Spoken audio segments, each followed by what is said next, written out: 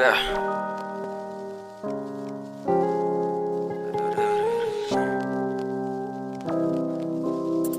Doar eu știu prin ce am trecut, doar eu știu cum și ce-am făcut.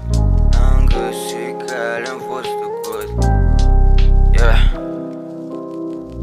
Uneori n-am somn, nu pot să dorm, stau treaz cu gândul la viitor. Am realizat că în viață nu-i ușor, eu în șoc, iar eu sunt un pion. Dar mă descurc, eu sunt învingător. Trec prin timp de parcă scălător. Totul în viață, frate, este trecător.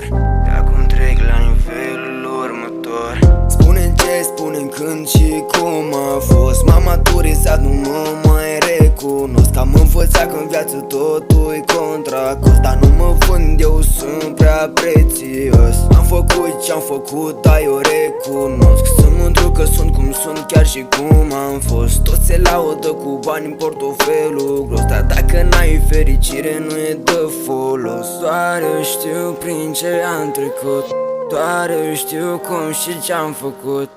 Am găsit calea, am fost tăcut, am urmat-o, nu m-am abătut. Sunt fericit, nu m-am schimbat. Am primit lovituri, am încasat. Am tras din greu, nu m-am lăsat. Dar am mers în mândru de ce-am format.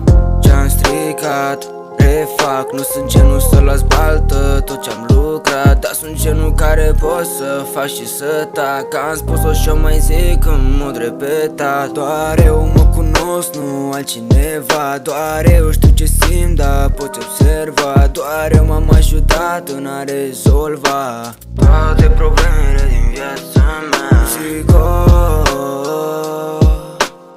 încerc să înțeleg, privesc în gol. Încerc să înțeleg, dar nu e ușor. Doar eu știu prin ce am trecut, doar eu știu cum și ce-am făcut. Am găsit calea, am fost tăcut, am urmat-o, nu m-am abătut. Sunt fericit, nu m-am schimbat. Am primit lovituri, am încasat. Am tras din greu, nu m-am lăsat. Dar am mers în mândru de ce-am format.